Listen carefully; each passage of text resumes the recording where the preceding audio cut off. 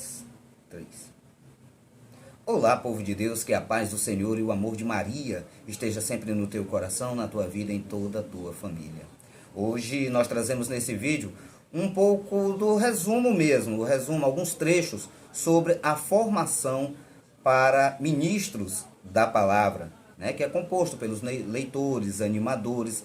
Então eu te convido a acompanhar conosco esses trechos, e não só para você que seja ministro da palavra, mas também serve para você que participa da Santa Missa, para você católico, apostólico romano, e principalmente a você que é ministro da palavra. Então, que Deus te abençoe, e aproveito para pedir a você, inscreve-se aqui no nosso canal, deixa o teu like, coloca o teu comentário ou a tua dúvida que nós responderemos. Então seja bem-vindo e vamos para a vinheta e acompanhe conosco este nosso vídeo. Que Deus te abençoe sempre.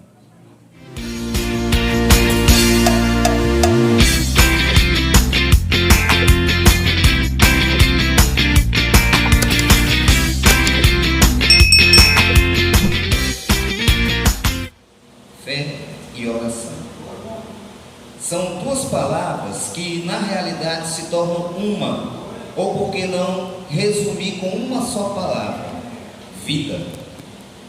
Fé e oração é vida, e vida em abundância.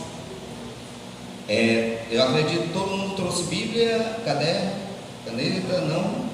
Ok, mas se puder anotar, eu pedi para o irmão anotar para compartilhar para ti, melhor, viu? Como nós temos pouco tempo e esse tema ele é muito abrangente, eu posso até arriscar em dizer que fé e oração dá para fazer um simpósio só com essas duas palavras, de 3 dias, uma semana. Por quê? Primeiro, porque nós temos que entender nossas raízes. Por que nós temos tão pouca fé? Por que a nossa fé foi considerada menor que um grão de mostarda pelo próprio Deus? Porém, antes de mais nada, a nossa formação ela é para leitores, não é isso?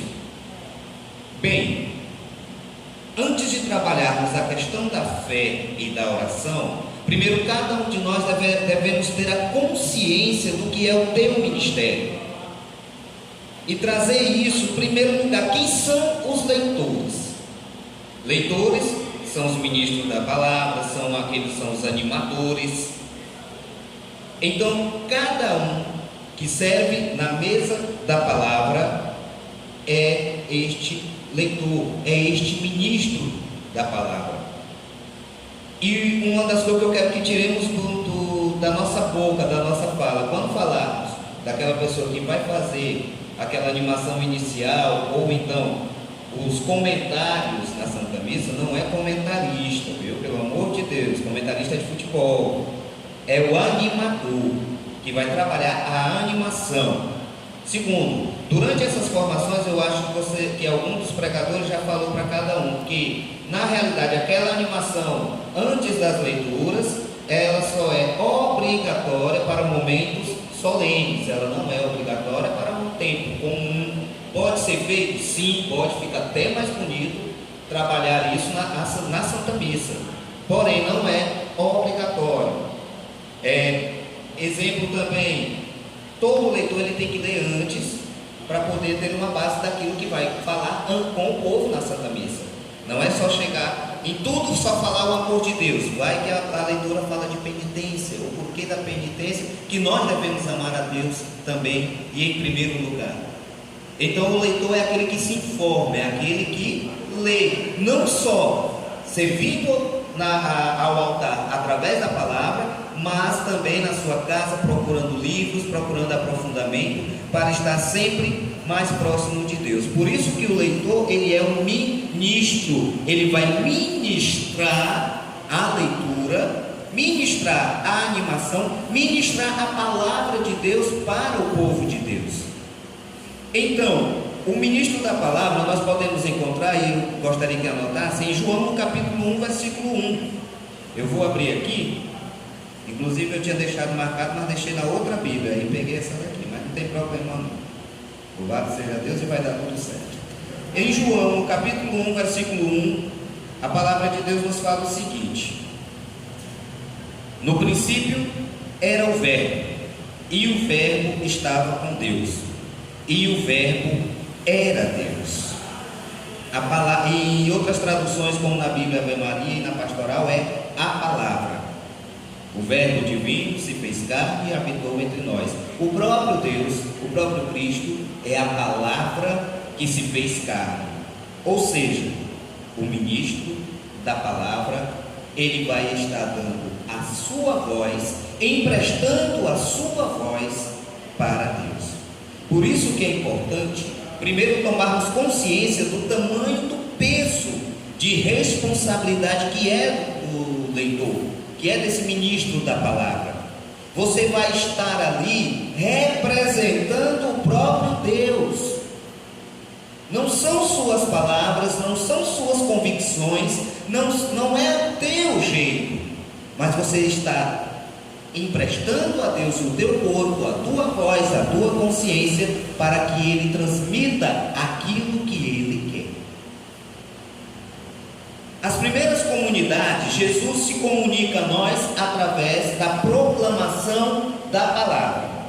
Então, o que é que o leitor faz? Ele não lê, simplesmente lê, baixa a cabeça e lê aquilo que está escrito. Não, ele proclama. Proclamar é diferente de ler. Ler eu posso muito bem. No princípio era o Verbo estava com Deus e o Verbo era Deus. No princípio ele estava com Deus, tudo foi feito por meio dele, e sem ele nada foi feito. Eu li. O ministro, ele proclama a palavra, ele dá uma ênfase de voz, ele demonstra intimidade com a leitura, intimidade com aquela passagem do dia, intimidade com o próprio Deus. Porque aqui São João está nos narrando uma verdade. E quando eu gaguejo, quando eu tutubio ou coisa parecida, até quem me escuta fica desconfiado. Então, a diferença para proclamar um exemplo, lógico, cada um tem o seu jeito, como Deus te deu, e é esse Deus que vai te guiar. Porém, um dos exemplos é: no princípio era o Verbo, e o Verbo estava com Deus, e o Verbo era Deus. Tudo foi feito por meio dele, e sem ele nada foi feito. Ou seja, já passa uma ênfase naquilo que você está falando. Ou seja, proclamando a palavra daquele que é a própria palavra. A Igreja de Cristo, ela deu continuidade ao que Cristo fez através do próprio Cristo, que veio através dos discípulos por obra do Espírito Santo. Ou seja, Deus continua falando ainda hoje por meio do ministro da palavra. Aqueles comentários, aquela animação inicial que você faz, ela tem uma base, e essa base é a palavra de Deus. Eu posso, por exemplo, existem algumas paróquias que tem um jornalzinho. Eu posso me sair daquilo que o jornalzinho está falando e colocar as minhas palavras? Pode, sem problema. Não está ferindo regra litúrgica nenhuma. Porém, que seja com base na liturgia do dia, que seja com base realista, real da liturgia do dia, para não confundir o povo de Deus. Você, ministro da palavra, é escolhido por Deus, para fazer a vontade de Deus através da tua voz. E quem vai transpor isso, quem vai fazer a tua voz sair e falar o que é certo, é o Espírito Santo, que já habita em cada um de nós.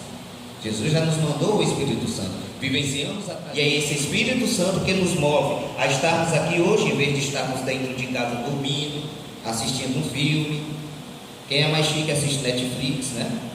Ou seja, aquele ímpeto, a vontadezinha ou peso de responsabilidade que veio dentro do teu coração para estar aqui hoje, para sair de casa, muitas vezes até temeroso pelo problema atual que estamos passando, e você chegar aqui para esta formação, não veio de você, não foi você, mas a tua alma, a tua ciência e consciência, que escutaram a voz de Deus para estarem aqui hoje, para se aprofundar na palavra.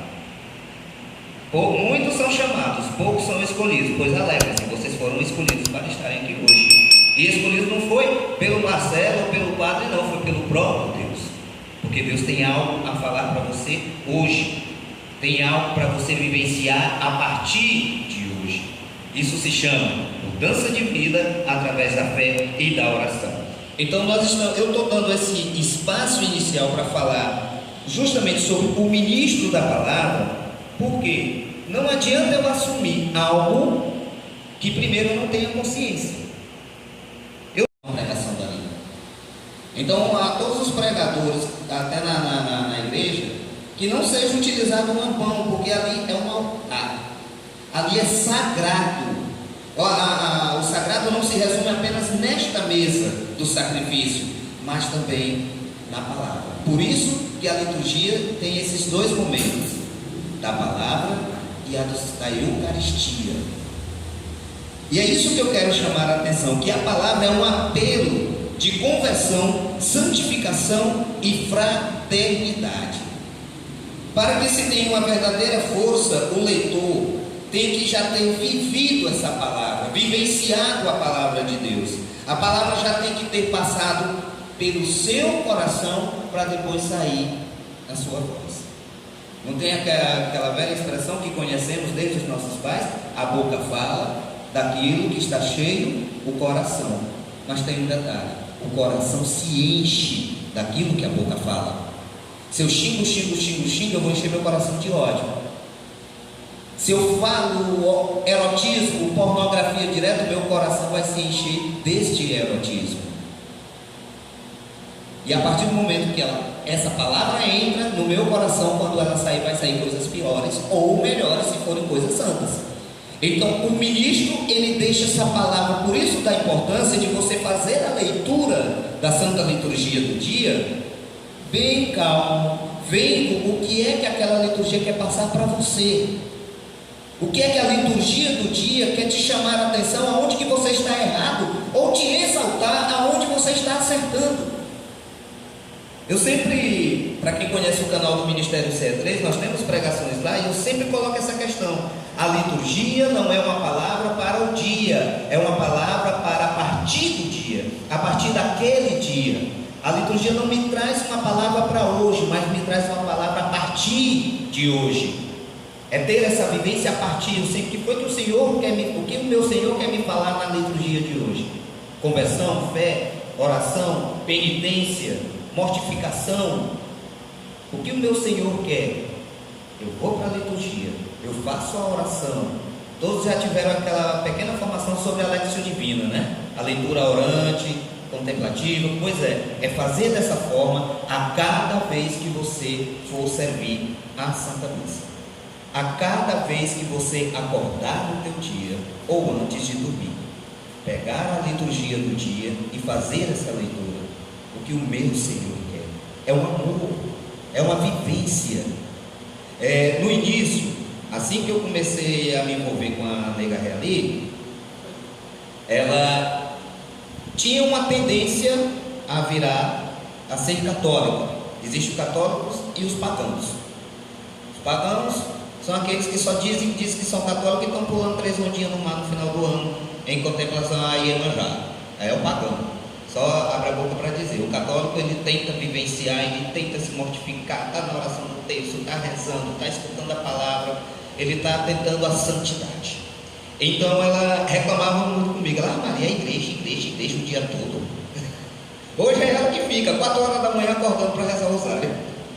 Ou seja, a vivência em Deus, ela tem que partir de mim, para que eu passe para o povo como é que se vive em Deus.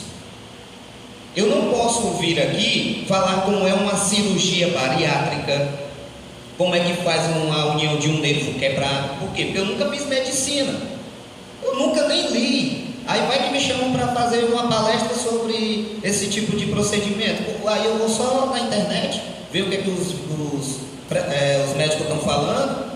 Aí eu vou ler no livro de biologia, no livro dos médicos, não vou entender nada. Eu vou falar o que lá? Tudo que eu falar, não vou passar certeza, eu não vou passar a segurança necessária para os que estão ouvindo. Da mesma forma, se eu não tiver intimidade com a palavra de Deus e com o próprio Deus, eu não terei como chegar na animação, chegar na Santa Missa e ler da forma como eu li da primeira vez, gaguejando. O povo não vai entender nada, ou eu vou ler muito ligeiro, ou eu vou ler muito lento, e vai encher o saco do povo. Tudo a seu tempo e modo de Deus, e não ao meu tempo e meu modo.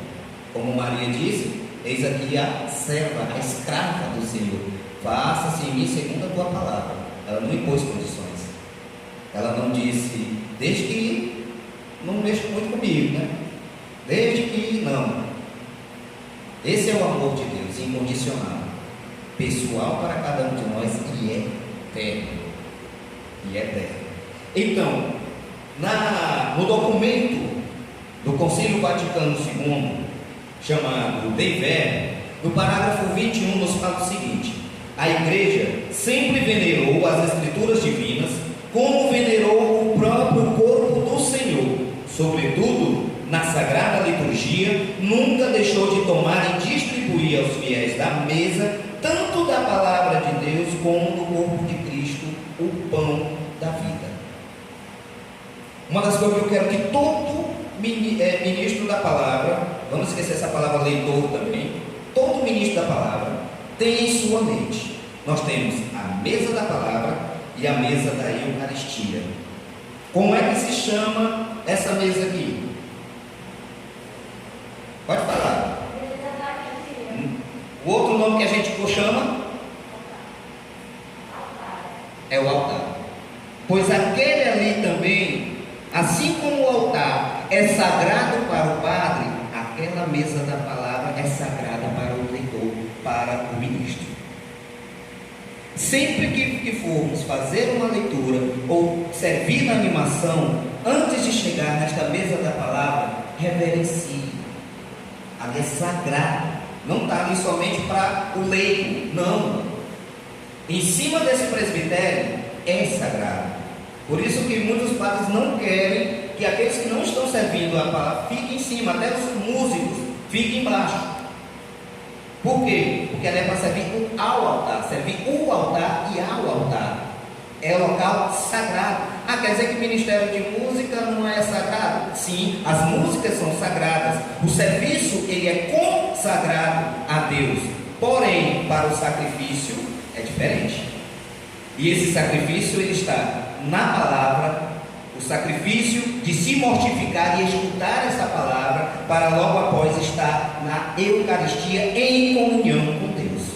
Sacrifício. Então, assim como o altar é sagrado para o padre, a mesa da palavra, ela é sagrada para o ministro. Liturgia.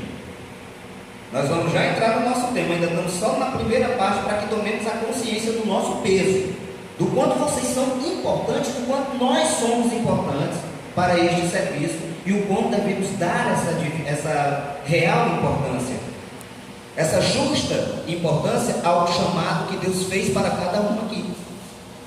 A liturgia é um diálogo entre Deus e o seu povo, onde Deus fala primeiro. Por isso que a palavra vem antes e a comunhão vem depois.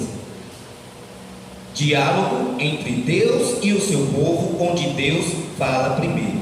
Se a leitura vem primeiro, isso quer dizer que o leitor é aquele que vai, em nome de Deus, através de Deus, falar ao povo de Deus.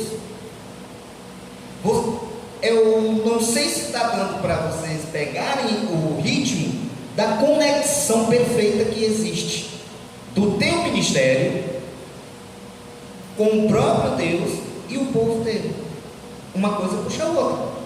Deus, em primeiro lugar, te chama ao serviço através da palavra, através desse ministério, ser ministro da palavra. Ele te escolhe um monte de diversos dons, de diversos ministérios, de diversas pessoas. Ele te escolheu para isso.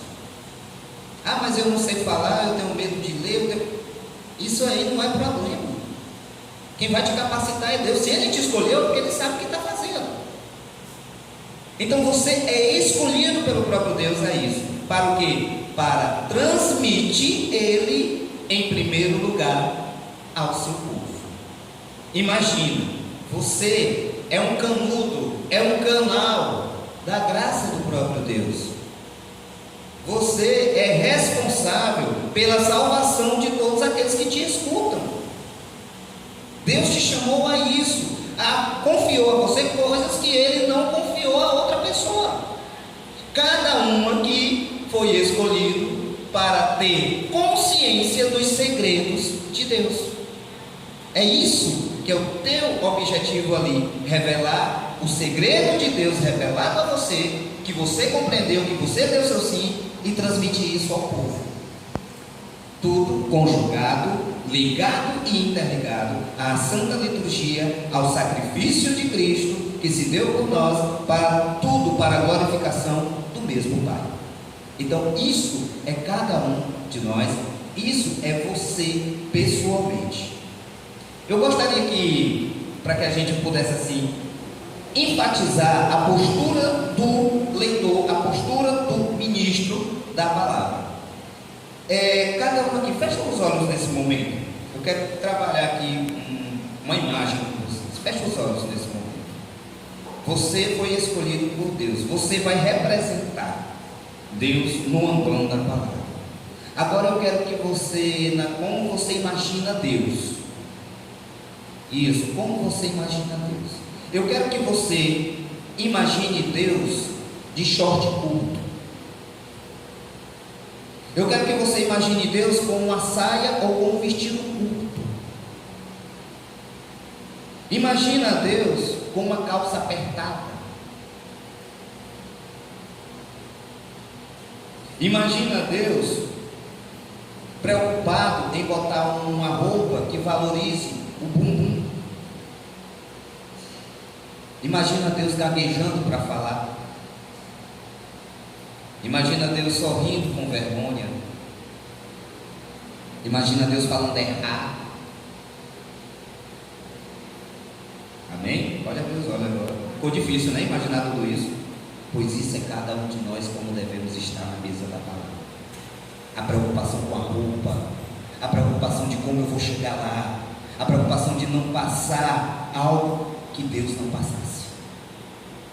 Por isso a roupa, a postura, o modo de falar. Muitos tratavam Paulo como prepotente. Pedro tinha vergonha e soltou a voz e ficou, como também chamam na palavra, prepotente. Porque o ministro é aquele que passa a verdade, mesmo que doa. O ministro é aquele que levanta a voz, veste-se apropriadamente, lógico, é aquele que levanta a voz, levanta o narizinho mesmo naquele momento, para dizer: houve um homem enviado por Deus, seu nome era João, e veio como testemunha para dar testemunho da luz, a fim de que todos crescessem por meio dele. Ele não era a luz, mas veio para dar testemunho da luz. E muitas vezes quando a pessoa lê dessa forma lá em cima, tem sempre um que diz assim: olha, só quer se aparecer. Tem, infelizmente aqueles que não têm uma vivência em Deus e não têm essa consciência, tem, mas não, é a forma de como você vai estar representando o teu Senhor. Ele está falando através da tua voz. Então por isso da importância dessa postura do leitor, não só baixar a cabeça. Deus não tem medo do seu povo. Marca com o dedinho para não se perder, e vai lendo e olhando. Encara a multidão para jogar na cara da multidão que ela tem que se converter, que não há outro caminho, que não há outra forma a não ser aquilo que você está falando. Essa é a postura do leitor. Lógico que conversando com o irmão é diferente, você tem que chegar com um pouco mais de calma, com carinho, com amor, com paciência, compreensão, principalmente para quem não tem caminhada ainda. Aqueles que têm caminhada, às vezes a gente tem que dar uma lapadinha para se acordar, mas os que não têm, a gente tem que ter muita paciência. Porém, naquele momento que você está servindo a palavra, você não está falando as suas palavras, então você tem que passar essa segurança que Deus te deu, que dá para todos nós, e através da minha entoação de voz e da minha forma de proclamar, é que eu vou trazer o povo para Deus. Eu tenho um Deus convicto que eu posso ser salvo. Eu tenho um Deus que me traz salvação e não que me traz dúvida na minha salvação. É isso que devemos passar para cada um das pessoas que nos ouvem. Por isso da importância, mais uma vez, a roupa, a postura. Olha se a tua roupa está valorizando o teu corpo e não valorizando a presença de Deus na tua vida. Olha se a tua forma de se expressar fora da igreja e dentro dela está passando a palavra de Deus e não palavras de maldição ou algo que faça o teu irmão pecar. Olha a tua postura como ministro. Aonde você estiver, você é um ministro do próprio Deus. Da mesma forma, já falei essa parte aqui. Então, não se faz leitura, se proclama a leitura. Ler é ir na frente e ler. Proclamar é um gesto sacramental. Emprestar meu corpo e sentimentos, gestos para Cristo falar. Sair do coração, sentir cada palavra, sentir aquilo que eu estou lendo na minha própria vida. Um detalhe: se quiserem escrever, ou então pedir para mim depois no WhatsApp, ou então pedir após essa nossa conversa, se quiserem escrever para vivenciarem isso, é bom. Existe uma oração, eu acho que vocês já observaram que o momento que o Ministério de Música, ou então o Ministério de Canto ou Coral, está fazendo a aclamação ao Santo Evangelho, o padre, ele pega, ou então a pessoa que vai proclamar o Santo Evangelho, ele pega o livro sagrado e ele balbucia bem baixinho umas palavras. E era o que todo ministro da palavra também deveria e deve fazer. A oração é a mesma que o padre faz, é essa daqui: ó Deus Todo-Poderoso, purificai-me o coração e os lábios, para que eu anuncie dignamente o vosso Santo Evangelho. Esta é a oração que todos nós devemos fazer antes de ir servir o Senhor lá no altar, na palavra, na animação. Ó Deus Todo-Poderoso, purificai-me o coração e os lábios, para que eu anuncie dignamente o vosso Santo Evangelho. No caso do leitor, a vossa Santa Palavra. Sabendo da nossa postura, sabendo da nossa importância, sabendo o quão Deus te escolheu para este ministério, o quão Deus olhou para ti com misericórdia e piedade e te transforma a cada dia a ser o que você é hoje, um ministro da palavra. Agora sim, nós vamos entrar no nosso tema: fé e oração. Em primeiro, tem que ter fé, meu irmão, tenha fé em Deus. Tem até uma música que diz: fé em Deus, tenha fé na vida, né? Mas o que é fé? Fé é acreditar naquilo que não se vê. Isso aí a gente já escuta isso, acho que desde criança, desde a nossa catequese. Fé é ter fé em Deus. Eu já escutei essa resposta. Mas o que é a palavra fé para cada um de nós? O que é verdadeiramente fé e o que é a falsa fé? Vou tirar um exemplo. Anotem a passagem de Gênesis no capítulo 18. Gênesis no capítulo 18, versículos 1 a 16. Gênesis capítulo 18, versículo 1 a 16. Nessa passagem de Gênesis, nos narra a aparição em Mamré de Yahvé para Abraão. Recapitulando a história, quando tratamos de fé, essa palavra fé é muito narrada, não só na Bíblia toda, mas ela é muito forte, principalmente no livro de Gênesis. A primeira batalha perdida não foi a batalha que o inimigo perdeu. A primeira batalha perdida foi a batalha da fé por Eva. Por que eu digo isso? Quando nós falamos sobre aquela historinha que nós já conhecemos desde criança, Adão e Eva, Deus criou Adão, costela, criou Eva para que cuidasse do mundo. A palavra de Deus nos fala o seguinte, que Deus falou para o homem, né? Reine sobre a terra, cultivai, prosperai e procriai, e submetei o mundo. Submeter o mundo é tornar o mundo a seus pés. Só que não é ser orgulhoso, vaidoso, prepotente e egoísta. Não. Submeter o mundo no que a palavra de Deus quer nos colocar é não deixar as coisas do mundo nos dominarem, mas agirmos com o Espírito Santo para dominar as coisas do mundo. Ou seja, aquilo que vem de Deus prevalece na minha vida. As coisas do mundo, não. Nós já sabemos, já ouvimos várias palestras falando o que é que o mundo nos oferece: raiva, aborrecimento, erotismo, desobediência, mentira, calúnia, difamação, brigas, confusões. Então eu, como cristão, sou aquele que vou dominar em cima dessa situação, controlar através da fé que é movida pelo Espírito Santo em mim. Submeter o mundo é isso, é não deixar o mundo te submeter. Quando não nos rebaixamos ao Espírito Santo, não nos submetemos a Deus, o mundo faz isso em cima de nós. É tudo ao contrário. E Eva, quando estava lá dando uma volta no paraíso, eu acho que ela não achou o que fazer, ficou olhando demais para o fruto. Não é a fruta, é o fruto. E a serpente foi lá e tentou Eva da seguinte forma: é verdade que não é para vocês comer nada aqui. Esse pequeno de coisa aqui vocês não podem comer. Eva se achou no direito de defender a Deus.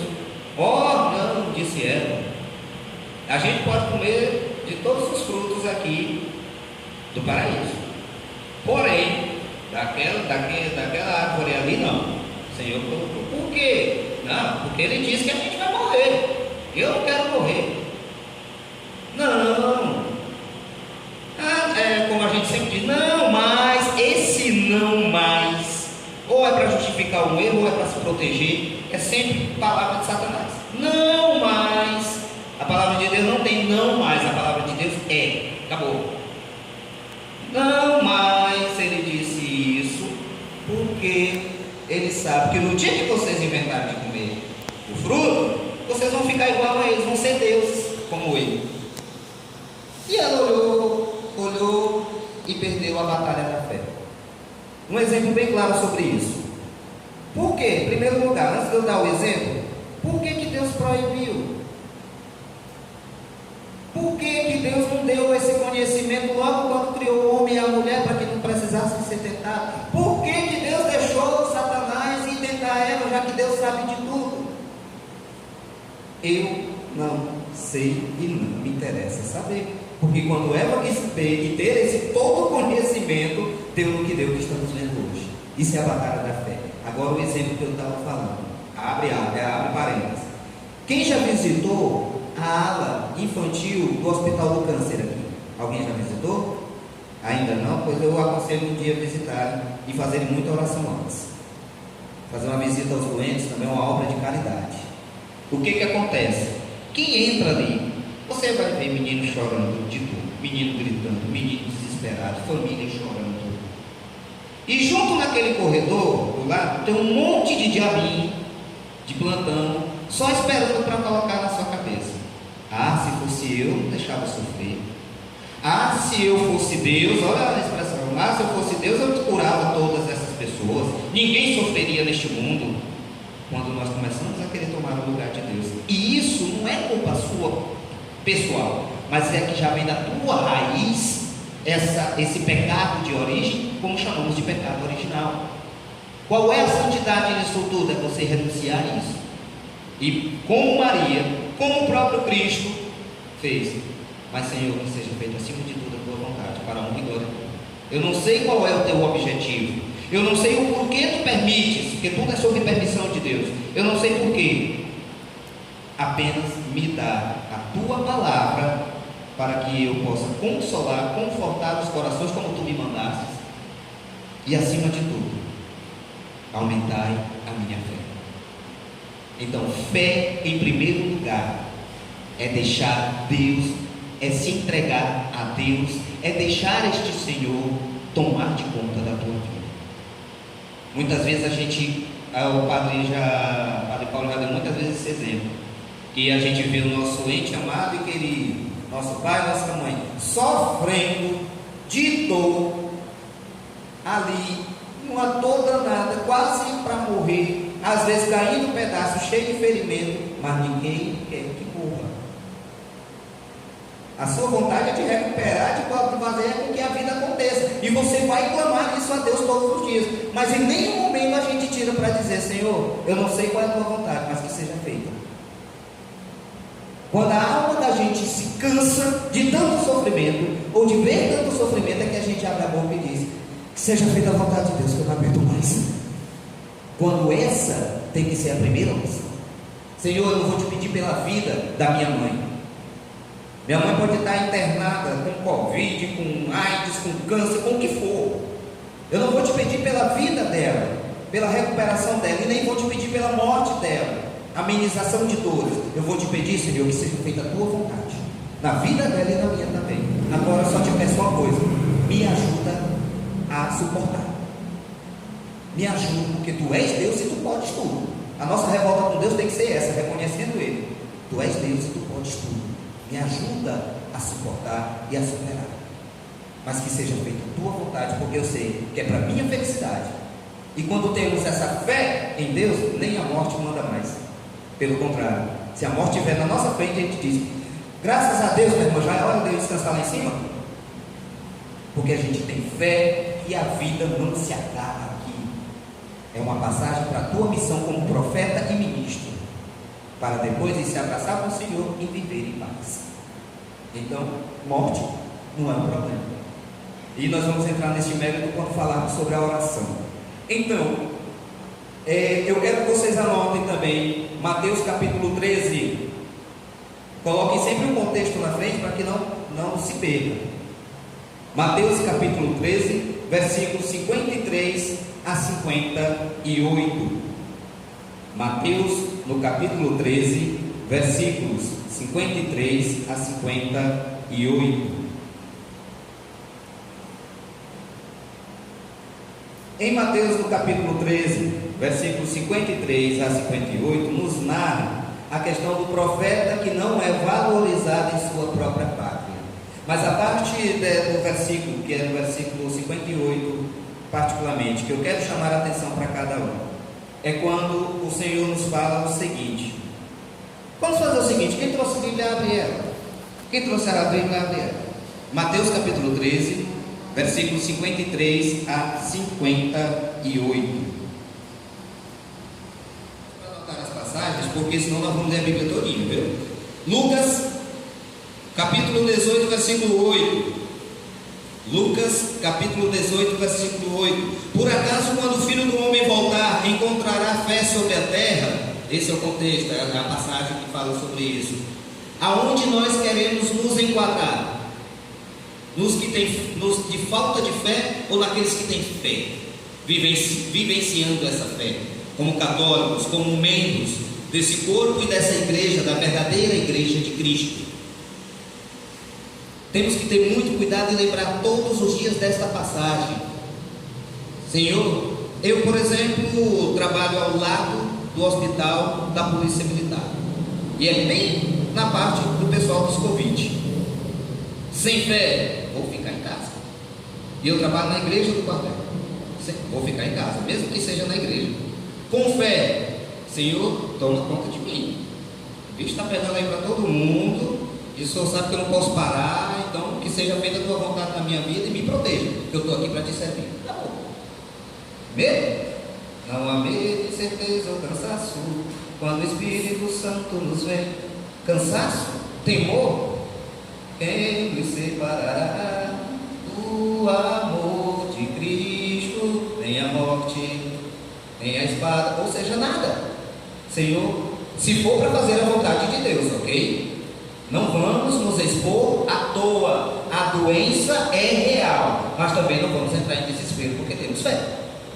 Senhor, protege meus pais, protege minha família, protege a mim, que eu vou fazer a tua vontade. Eu vou trabalhar para garantir o pão como tu me mandaste lá em Gênesis. Eu vou para a Santa Missa, que até isso quero mandar agora. Não é para você ir para a missa, querem obrigar, está chegando o fim dos tempos meu. Eu vou te servir, eu vou à Santa Missa participar, eu vou trabalhar, mas me proteja. Toma conta de mim. Fé e oração. Sem esses dois ninguém anda e nem ninguém serve. Se esconde, se acovarda diante daquilo que o mundo quer nos dominar, nos submeter. Deixa eu ir para frente. Bem, quero encerrar essa parte da fé contando uma historinha para vocês que eu escutei ontem e achei muito interessante e muito bonito. Quem conhece a história aqui de Santa Sônia? Eu também vim conhecer essa santa ontem, não sabia. Santa Sônia, ela tinha 3 filhas. Isso era por volta do ano 130 depois de Cristo, na Rússia. Ela é russa. E nessa época quem era o imperador era o imperador Adriano. Eu vou fazer o resumo do resumão da história da santa. Era o imperador Adriano. E aconteceu que o marido, o esposo de Santa Sônia, faleceu e ela ficou viúva com as 3 filhas. O nome das filhas: Fé, de 11 anos, Esperança, de 10 anos, e Maria da Caridade, com 8 anos. Eram 3 filhas que ela tinha. E principalmente naquela época, todos nós sabemos, até pelo contar da carruagem da história, que quem era viúva sofria bastante discriminação e tudo. Os homens não tinham respeito, e ela passou por tudo isso. Porém, quando o imperador Adriano viu a beleza dessa viúva, a beleza da de Santa Sônia, se apaixonou e disse que ia assumi-la e suas filhas iam ser como filhas dele. Sônia, ele é, vamos dizer assim, vem do grego, que quer dizer Sofia ou sabedoria. E antigamente nós tínhamos muito essa tradição de colocar nome e filho da gente representando a nossa fé. José, Maria, Cristiane, que vem de Cristo, Christian, né? Hoje inventa os nomes que até para a gente ler na hora da ação de graça é difícil. É um nome estrambólico. Ou seja, então ela tinha essas 3 filhas. Primeiro lugar, as filhas já rejeitaram o imperador pagão, que queria ser Deus. E a Rússia passou por muito tempo e ainda hoje passa sofrendo com o comunismo. Só para ter ideia, se o comunismo reinar, o que nós estamos fazendo aqui hoje será proibido. Nós não poderíamos estar fazendo essa formação. Mal a Santa Missa e olhar com restrições. E também os meios de comunicação social, falar de Deus é proibido. Isso, infelizmente, já está ocorrendo bem aqui do nosso lado, na Venezuela. Infelizmente também nem todos nós temos acesso a esses canais fechados, e graças a Deus me deu a graça de comprar um boxzinho desse tamanho. Aí eu pego esse canal tudinho. E aqui do nosso vizinho aqui agora está proibido falar de Deus em público, somente na Santa Missa. E olha, até as missas são restritas. Então já está começando aquilo que nós já escutávamos desde os antigos. Ou seja, o que foi que aconteceu? Negaram o imperador, né, que quer ser o maior de todos. Então ele disse: já que não querem, vocês vão morrer. O que aconteceu? Pegou a primeiro, a de 11 anos, deram-lhe taca, que das costas saía leite, e na frente sangue que apertava os peitos da criança, a tortura, tudo isso na frente das outras 2 e da mãe. Taca. E por fim, não morreu só por milagre, né? Botaram no óleo quente e não queimou.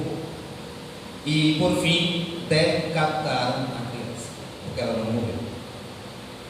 E isso a mãe e as outras 2 vendo. Agora é hora da esperança das leis, da de 10 anos. E assim também foi com Caridade de 8 anos, tudo na frente da mãe. Morreram decapitadas. E não negaram a fé e não se renderam ao imperador para renunciar ao próprio Deus. E a mãe o tempo todo com ela dizendo: filhas, aguentem, suportem, não renunciem e não aceitem. E não é neste mundo que a gente vai ficar mesmo, não. Eu vou me encontrar com vocês. E por fim veio a hora de Santa Sônia. O imperador disse: não, eu não vou lhe matar. Você vai conviver com esse peso de ver e com essa imagem das suas filhas pelo resto da sua vida, porque você não me aceitou. Com 2 dias, também com sofrimento, ela faleceu e foi ao encontro das filhas. E com esse exemplo que eu quero demonstrar até que ponto está a nossa fé, igual a da nossa tradição católica, que é apostólica, que morreram para não negarem a sua fé. É essa fé que o verdadeiro cristão e não pagão tem que vivenciar cada dia, e só vai a partir do nosso segundo tema, oração. Sozinho nós não podemos e não conseguiremos.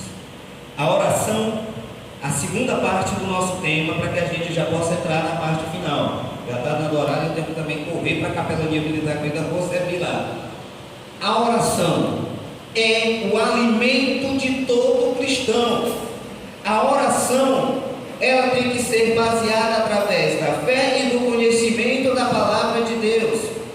Por isso, eu tenho, inclusive eu até coloquei um vídeo nos meus status para quem acompanha, que não é à toa que quando o padre faz a renovação da nossa fé, quando o padre pede para os padrinhos e pais também do batismo, a gente dizer: creio em Deus Pai Todo-Poderoso, Criador do céu e da terra, creio. Creio no Espírito Santo, na Santa Igreja, creio.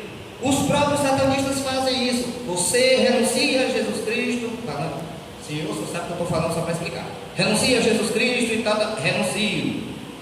Quando vai fazer o pacto. E eu tenho um vídeo sobre isso, já coloquei no status e deixei guardado para mim não perder. A oração, ela é necessária para que nós mantenhamos a nossa fé. Ela é a comunhão diária e direta com o próprio Deus. É a internet com o próprio Deus, é o telefone celular com o próprio Deus, é a conversa direta com Deus vivo do seu lado. A oração em si, os primeiros apóstolos que foram presos, mortos, por não fugirem ou vacilarem na fé, não negarem a fé, eles sempre proclamavam que Jesus é o Senhor e não há outro.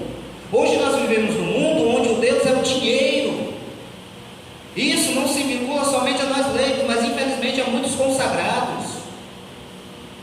E não há outro Deus a não ser o Senhor. Então, para eu viver do Evangelho, é a coisa mais simples, desde que eu me mantenha firme. E como eu posso viver do Evangelho sem esperar nada em troca, nem dinheiro e nem nada, se eu não tiver fé e não estiver na oração? Sem esta oração, eu não vou poder caminhar com o próprio Deus, escutar o que Ele quer me dizer e apenas obedecer para a minha felicidade. É igual o filho quando pede dinheiro à mãe no dia das mães. Mãe, me dá R$5, para quê? Para me comprar um presente para a senhora. A mãe sabe que é para ela, mas dá. E aquilo ali para a mãe é uma coisa, porque não é o dinheiro, mas a lembrança. A oração por Deus é essa, você se lembrar de Deus todos os dias e conversar com Ele 5 minutos, 3 minutos. É chamada oração pessoal, oração comunitária, Santa Missa, adoração. A oração salvífica, a própria confissão é uma oração. Senhor, me arrependo de todo o coração de vos ter ofendido, pois sois bom e amado. Prometo com a vossa graça me esforçar para nunca mais pecar.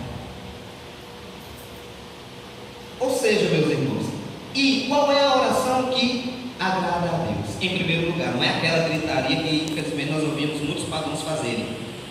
Mateus capítulo 6, na parte de oração. Mateus capítulo 6, de 5 a 13, ela é muito conhecida essa passagem. Mateus capítulo 6, versículos 5 a 13.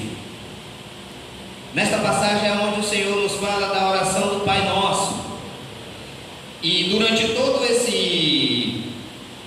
toda a narrativa do Evangelho com relação a onde chega na oração do Pai Nosso, nos é colocado o seguinte, que o próprio Cristo fala, que os verdadeiros discípulos, os verdadeiros cristãos, Não andam gritando, nem em praça pública, falando, porque ali para serem reconhecidos que estão orando. E nós vemos muito isso, uma gritaria. E a gente é grito demais. Eu acho que pensam que Deus é surdo. Não, vamos ter que gritar porque Deus é escolhidos de Deus que estão aqui hoje. Tenham e estudem o catecismo da Igreja Católica. É a ferramenta principal do católico depois da Bíblia. A palavra de Deus em primeiro lugar, a Bíblia em primeiro lugar, e aqui é a base da fé católica.